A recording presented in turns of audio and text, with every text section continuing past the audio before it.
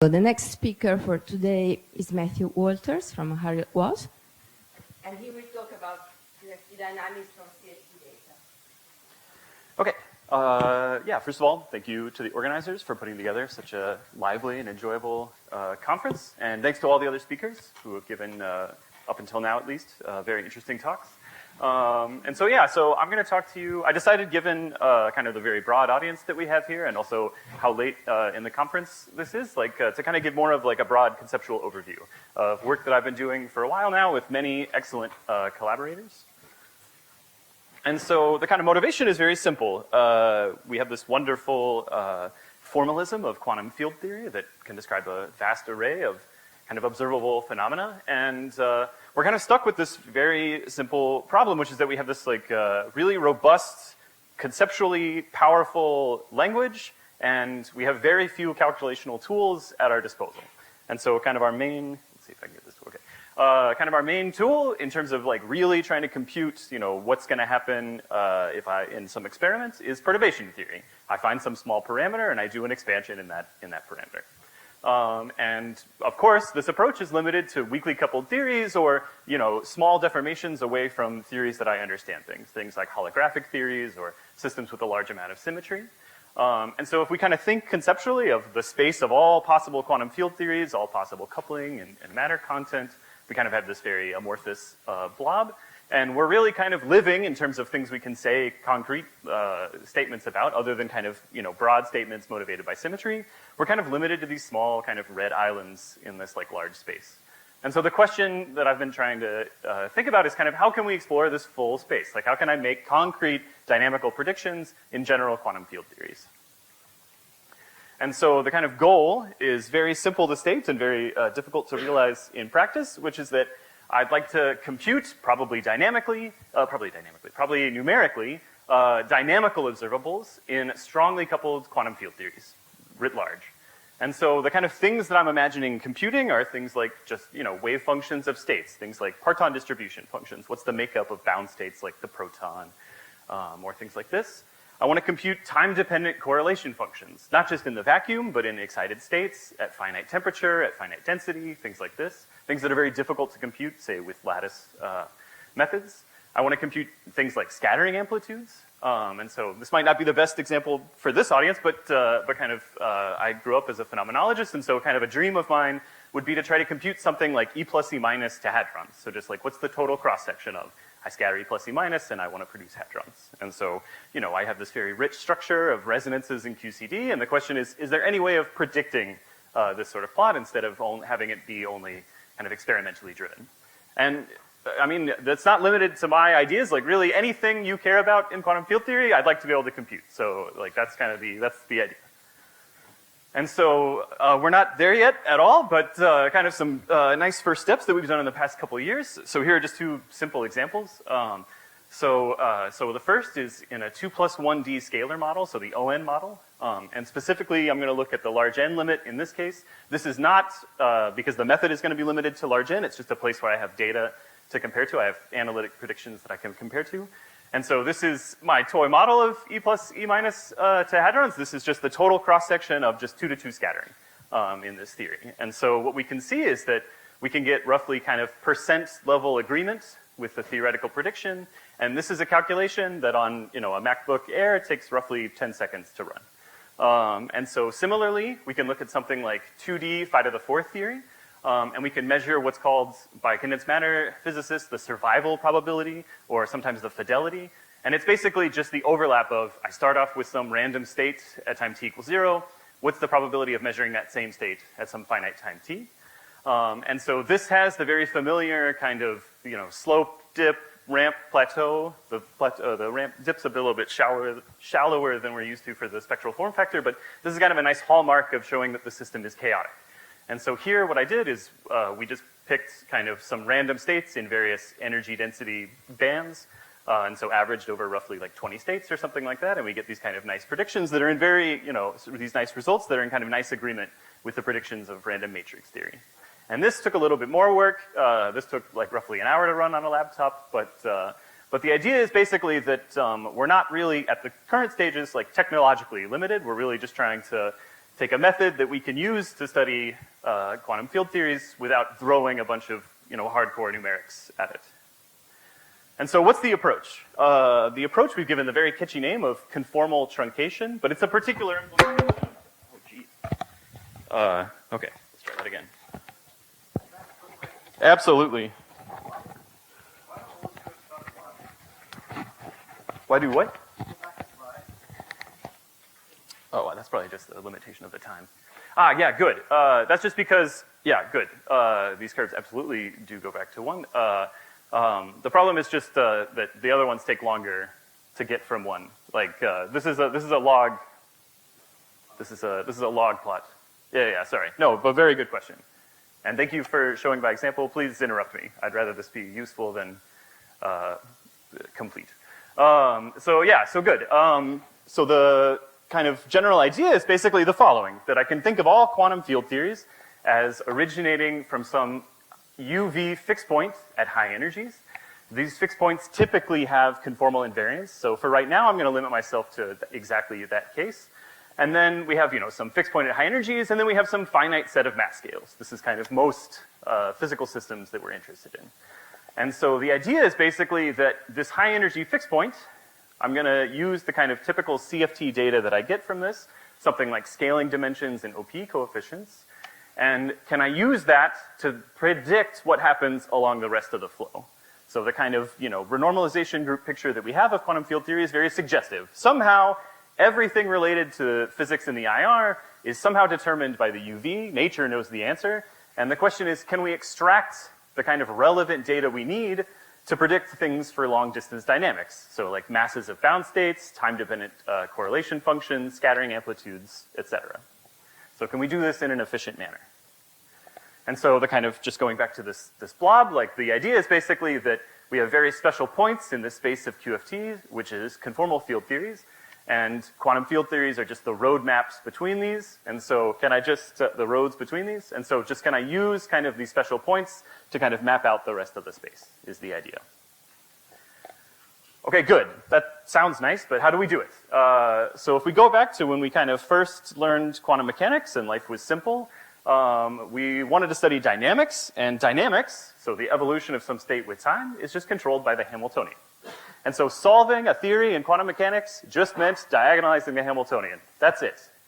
But then we go to QFT, and we're immediately told to forget all about that Hamiltonian crap. We're never going to talk about it again. And the reason is really simple, that if you're at weak coupling in quantum field theory, trying to diagonalize the Hamiltonian is wildly impractical. It's a method that is called old-fashioned perturbation theory.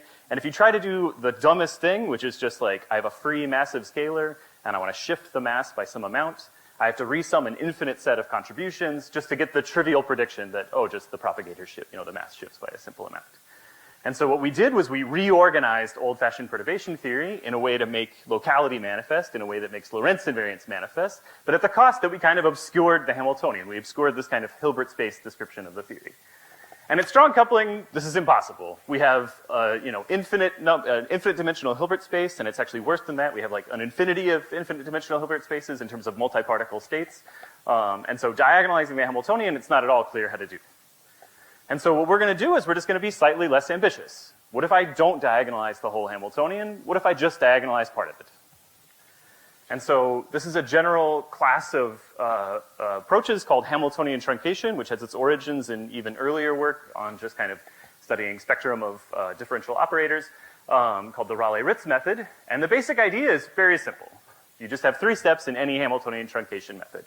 First, I need a discrete Hilbert space. So if I'm in kind of infinite volume continuum QFT, I need to find some way to discretize. The kind of simplest way to do it is to just compactify my spatial directions and go to finite volumes so that I get a discrete spacing and energy eigenvalues, but we're going to do something slightly different, but whatever, just discretize in some way, just so that I can put this on a computer.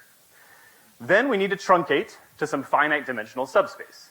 And so we have our infinite dimensional Hilbert space, and I'm just going to look at some finite dimensional subspace. I'm going to evaluate the matrix elements of the Hamiltonian within that finite dimensional subspace. And so I have this kind of, schematic infinite dimensional Hamiltonian. I'm going to restrict it to some finite dimensional piece that I'm calling H trunk. And then the third step is just, great, pretend H trunk is your Hamiltonian, diagonalize it, and look at the spectrum. And so the kind of tautological statement is just that if I restricted myself to the part of the Hilbert space where low energy eigenstates live, then this is a good approximation. Or to say it another way, if the off-diagonal elements of this matrix are small, this is a good approximation. And so the kind of general way of doing this, or the general setup is, we start with some solvable theory, H naught. This could be a free theory, or a conformal field theory is the approach I'm going to take. We then have some deformation V. And I just want to stress, this looks like the setup to perturbation theory. We're not doing perturbation theory. The purpose of organizing it this way is that I need some way of evaluating the matrix elements of the Hamiltonian. And so I need some solvable theory that allows me to compute what are the matrix elements of V. So that's all the point of H naught is. Once I then write down the Hamiltonian matrix elements, I forget all about H naught. I don't care about it. Yes?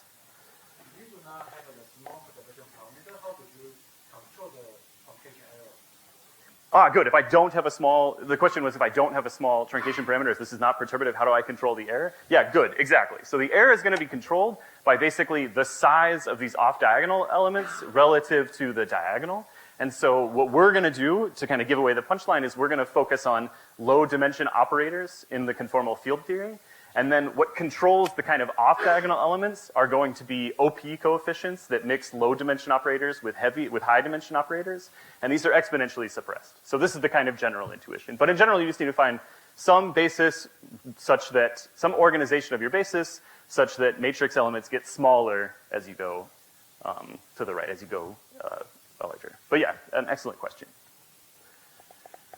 So good. So this question just becomes really simple. What's a good basis? Basically, like you're saying, just what's a basis that kind of has large overlap with low energy eigenstates? There are many different approaches that have been developed over the past 40 or so years. The particular implementation I'm going to talk about is called conformal truncation. And the idea is just our H naught is going to be a CFT, and then our deformation is going to be one or more local operators integrated over space. And so we're just going to use the natural basis from this conformal field theory. And so let's just go through our 3 steps. So step 1 was discretize. So we're going to use the CFT basis of local operators. I'm particularly interested in deformations that preserve translation invariance. And so it's going to be kind of simpler to go to momentum space. So I just take local operators acting on the vacuum and Fourier transform them to momentum space. And so then the set of operators is discrete. The set of scaling dimensions is discrete. But there's still one continuous parameter, which is basically the energy, if I go to a fixed momentum frame. And so we're just going to discretize that by just basically choosing the p naughts to be living in discrete bins. But there are many ways you could imagine discretizing. You could integrate these guys with some Gaussians. You could do whatever you want. I just need some way of discretizing the energy for each operator. So great. I've constructed a discrete basis. The next step is I need to truncate. So I just do 2 things. First, I restrict myself to operators with scaling dimension below some maximum scaling dimension delta max. And then for each operator, I just limit myself to some finite number of energy bins. Then finally, I put this on a computer and I diagonalize. And we have all the ingredients we need to construct the Hamiltonian, assuming the CFT is solved, assuming somebody like the Bootstrap has handed me the CFT data. So if I look at the matrix elements of H, this has 2 pieces, H naught, which by definition my states already are eigenstates of H naught, so evaluating those matrix elements is trivial. And then the matrix elements of V, well V is just made up of, to go back, V is just made up of integrals of local operators. So these are nothing other than just 3-point functions from the CFT. So these are completely fixed by the OPE coefficients. And so I have all the ingredients to construct the Hamiltonian. I truncate, I diagonalize. So what do I expect for the kind of results? So the exact quantum field theory spectrum looks like something on the left. I have some ground state. I might have one or more kind of isolated bound states. And then I have a continuum of multi-particle states. On the right is kind of what we should get from truncation. So, we should also find a ground states, the isolated bound states. And then because I have a finite dimensional Hilbert space that I use to approximate things, I'm never going to get this kind of multi-particle continuum. I'm just going to get kind of densely packed, individual discrete states that become more and more dense. The spacing between these should go to 0 as my truncation parameter, delta max, the kind of number of operators that I'm keeping, goes to infinity. And so then, I can look at the spectrum, but then I don't just have the mass eigenvalues, I have the eigenstates. So I can use those to compute whatever I want. If I want to compute, say, a 2-point function, I can just insert my eigenstates that I get. I can compute expectation values of operators. I can compute things like scattering amplitudes. So once I have the eigenstates, I can do whatever I want. Okay, that was a lot very quickly. Just to recap, the input is 2 and 3 point functions from some UV CFT that flows to the theory that I care about. I then just truncate to, the low dimension operators up to some value delta max. I then diagonalize the truncated Hamiltonian, and the output is things like eigenvalues, eigenstates, and other observables.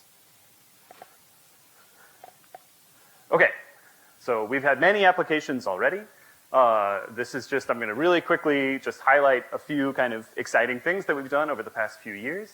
So one very kind of nice, clean one to see is if I look at 3D phi to the fourth theory, so 2 plus 1D, I can look at, say, the 2-point function of operators as a function of the separation between operators. And so here I'm looking at Z2 even operators like phi squared, phi to the fourth, phi to the sixth. And so if I go to the left, if I go to small distances, that's the UV, okay? And so what I see is I see that these three curves kind of diverge, they break away from each other, and that makes sense. Phi squared, phi to the fourth, and phi to the sixth are different operators with different scalings at high energies. But then as I go to kind of lower energies, and here what I've done is I've tuned the coupling to a particular value.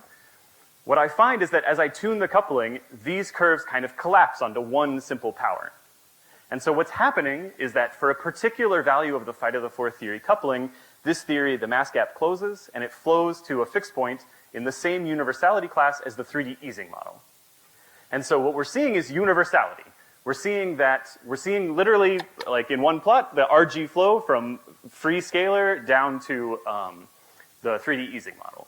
So we have various Z2 even operators with different kind of behavior, and then at low energies, they all have the exact same scaling of the lowest dimensional Z2 even operator in the Ising model, which is epsilon.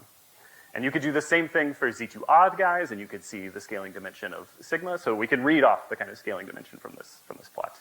And then what's happening right here is that because we're working with some finite numerical resolution, I can't tune the mass gap all the way to 0. And so eventually we just find exponential fall off, which is just telling me that there's a small but finite mass gap. I haven't tuned myself exactly to the fixed point. Another kind of exciting thing that we've done is looking at 2D phi to the fourth theory. Here what we've tried to do is we've tried to like basically test/use the eigenstate thermalization hypothesis, which says that kind of eigenstates with large energy mimic the effect of a thermal background for kind of local or measurements with kind of small numbers of degrees of freedom. And so here what I'm doing is I'm basically showing the expectation value of two operators O in the background of states labeled by their energy density. And so their energy density is just, these states have some energy, the eigenvalue with respect to the Hamiltonian, and then they have kind of a characteristic size, which we can measure by looking at form factors and things like this. And so what we're finding is that as I go to kind of high energy densities, these two expectation values are converging. And that's to be expected because the two operators I picked, which are just d squared phi squared and d phi to the fourth, in 2D, these guys, for my UV fixed point, these guys differ by a Virasoro primary, and so their finite temperature expectation values are the same. And so that's what I'm seeing. I'm seeing that my kind of finite temperature behavior is converging in the UV at kind of high temperatures, at high energy densities, to these guys agreeing. And then eventually they diverge. This is a truncation effect. As you increase the size of your basis, you find that the kind of regime of agreement like increases. And then the kind of last plot I wanted to show is not my own work. This is actually work of my collaborators, but it was too pretty for me to not show it. So this is basically the 2-point function of the trace of the stress tensor in the 2D Ising model, deformed by both epsilon and sigma. And so we're going to compute basically the 2-point function in momentum space, so just the Fourier transform of the 2-point function of the stress tensor. So this is like the Challen-Lehman spectral density. So the y-axis is the mass scale. So we're basically showing you kind of a color plot. And so blue is showing you like kind of very low values for the spectral density, like pale values, like white are showing you very large. So vertical lines are basically showing you the 2-point function at a given value of the coupling. So the kind of dimensionless ratio between the coupling of the sigma deformation and the coupling of the epsilon. And so what this plot is showing you is it's basically showing you the following, is that like you have some isolated bound states. So exactly at the coupling equals 0, we have kind of the integrable E8 Toda theory. And then as we slowly turn on the coupling, as we slowly turn on M, the epsilon term, we find that more and more states kind of become stable. And we can even see this kind of the kind of crossover from stable states to unstable states where these guys start to mix with like various multi-particle states. So anyway, so the point is we can compute a lot of things. But the kind of like white whale or kind of big goal that we want to be pushing towards is gauge theories. And so there's kind of two possible approaches that one could take to studying gauge theories. The first is kind of the obvious one, the kind of analog of what we've done for things like phi to the fourth theory, which is just, okay, great, my UV theory is just going to be free quarks and gluons, and then my deformation is just going to be gauging the global symmetry. So just basically adding, you know, A dot J. But there's two problems with this approach. The first is just kind of a dumb technical one. It's not a deal breaker, but, you know, a somewhat difficult one, which is that this is a marginally relevant deformation. And so the kind of convergence of truncation methods, oh, thank you. The convergence of truncation methods is somewhat slow for marginal deformations, which makes sense. Basically, the closer you are to marginality, the more sensitive you are to UV states. But anyway, if this was all the problem was, that wouldn't be the problem. This wouldn't be an issue. The biggest problem is that this deformation that I'm adding is not a local gauge invariant operator. Now, of course, the Hamiltonian is gauge invariant. Yeah, there's a question? Yes, one is if you apply to the gauge theory, do you need to apply the gauge efficient choice? Do I need to, I didn't understand the second half of this. So if you apply your method to the gauge theory, Yeah. you need to use the gauge choice. Yeah, good. Okay, so, yeah, great. So the question was if I have to apply like a particular choice of gauge. So the problem is going to be the following. So I'm about to tell you that this is not the right thing to do, that we shouldn't be doing any gauge fixing or thinking about it this way. And the reason is really simple. It's that my deformation is not a local gauge invariant operator. My Hamiltonian is gauge invariant, but only because I integrated this operator over all of space. As soon as I try to regulate that integral in any way, then I break gauge invariance. This is basically the reason why a hard cutoff is bad, like plays very poorly with gauge theories. And we have to be very clever with our choice of regulator.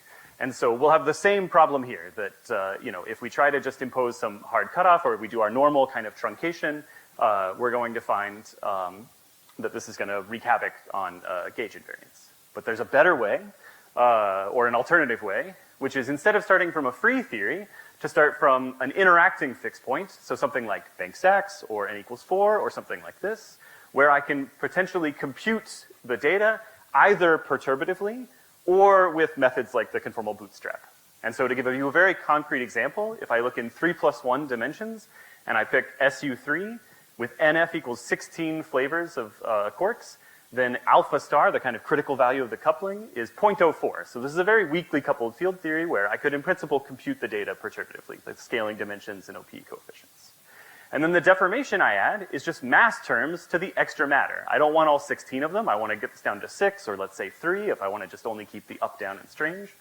And so I just gap out the rest of the degrees of freedom. And the advantage of this approach is that, one, my mass terms are relevant. So I don't have the kind of same concerns about kind of convergence of the method or how efficient it should be. And then also, this deformation is gauge invariant. And so do whatever you want. Put a hard cutoff, truncate however you want. This will totally respect gauge invariance. All the kind of information that I put in terms of the scaling dimensions and OP coefficients are all manifestly gauge invariant. And what's nice about kind of this approach is that both these theories flow to the theory I want. They flow to QCD. But I can do this for any gauge theory I want, including chiral gauge theories. And so this is kind of a general, robust way with only one, asterisk, which is that I need to compute data in some interacting fixed points. But I think this is strong motivation for the bootstrap which it already had plenty, but this is another kind of solid motivation for trying to understand and study the kind of scaling dimensions and OP coefficients for low dimension operators in interacting fixed points like Banks-Sachs.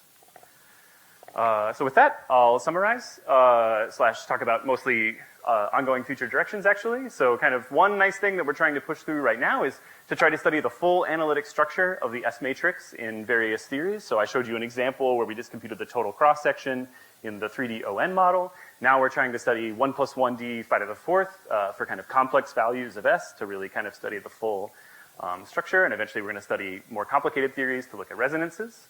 We're looking at other observables like energy correlation functions, parton distribution functions, entanglement entropy. We're also looking at kind of finite temperature dynamics. I showed an example where we were studying kind of 1-point functions. Now we want to look at 2-point functions so we can study hydrodynamics. We can really see like propagation of sound modes or try to measure transport coefficients. We could look at things with finite chemical potential. And then lastly, kind of the most ambitious is to try to study gauge theories from interacting fixed points. And probably the most realistic place to start is to look at n=4 super Yang-Mills in the large N limit, and then flow to pure Yang-Mills to basically planar Yang-Mills and try to study glue ball scattering or things like this. But more generally, kind of, you tell me. What else should we target? What else should we do? I think we have a nice new toolkit for non-perturbative dynamics, and it'd be nice to see what all we can solve with it. Thank you.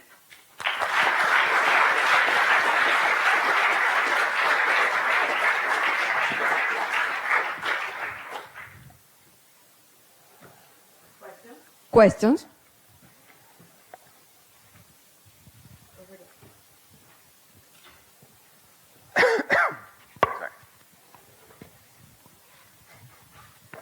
Hi, Matt. Very nice talk. I just have a question relating to one of your open question, like this full analytic structure of S matrix. So I have a very perturbative intuition, like if you just suppose study the S matrix near the UV fixed point, like little below the deformation scale, right? And the way you are doing Hamiltonian truncation, you are kind of truncating some of the operators with scaling dimension greater than delta max, right?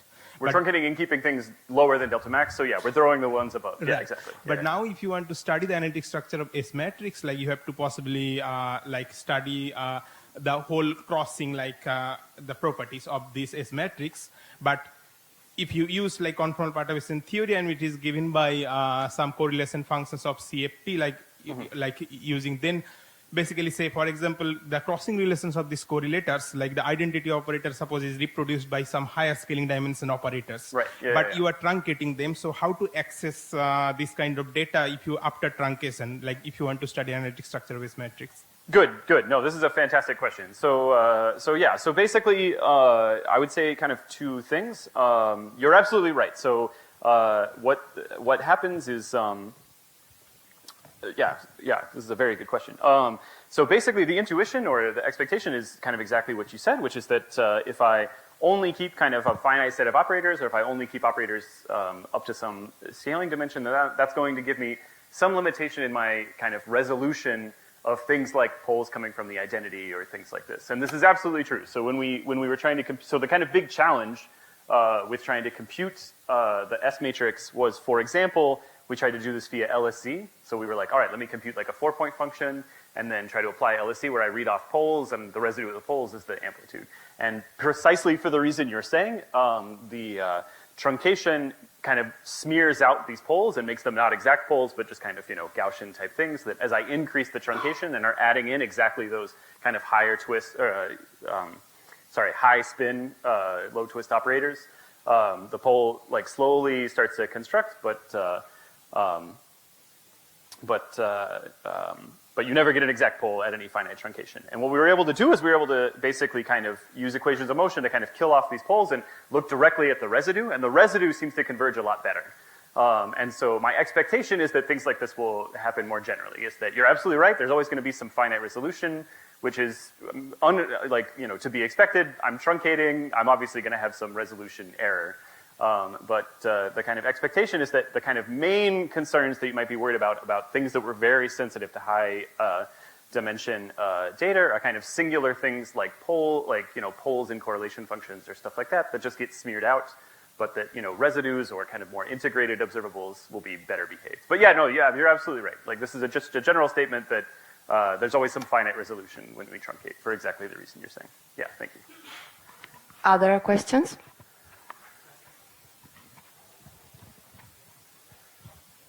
Can you explain a little bit more what you have in mind at this point about the gauge theories? Yeah, good. Yeah, I'll be hyper precise. So here's what I have in mind. I have kind of two ideas. So first, let's do not this, but let's just do n=4. So the idea would be just let me take from from integrability, let me take, the OP coefficients of single trace operators up to some scaling dimension. And then for specifically, say, like the Konishi operator, or really I'm going to break some of the supersymmetry, but because I want to flow down to some theory, but yeah, I want to add mass terms. And so let me just say I add the Konishi operator, and I want to gap out kind of all the degrees of freedom and flow to to pure Yang-Mills. So what I would do is I would say, let me construct a matrix that is just the kind of OP coefficients of whatever my mass term is in these single trace operator states, and diagonalize that and look at the resulting spectrum. And so the kind of simple test I would want to see is I'd want to see the following, is that I have a mass scale set by the kind of coefficient of the operator that I added. And my question is, I expect this theory to confine. I expect to see kind of glue balls in this theory. And so what I should see is I should see basically I have kind of the mass scale, like I diagonalize my Hamiltonian, and I have kind of the mass scale associated with my mass deformation, and then at roughly kind of e to the minus 1 over alpha star below, I should find the kind of mass scale associated with the lowest states. So just kind of seeing this signature of confinement would already be, I think, like a huge win. And does that answer your question, or no? That's still too vague. It's a little bit too vague, but also it seems to me it would be simpler to start n equals 4, and then you subtract all the terms except for the Yang-Mills. So you add and subtract the terms. So you write n equals 4 Yang-Mills is n equals 4 minus all the other terms. Then you have all the data you need. Yeah, I mean, like, the idea would basically be to, yeah, good. So, yeah, you're absolutely right that basically all I want to do is I just want, like, the simplest thing is like to gap everybody out.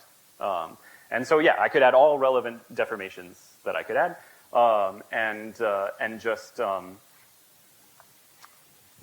and what would you compute? And so that's more, the question is more, what are you actually going to compute with this theory? What would be your...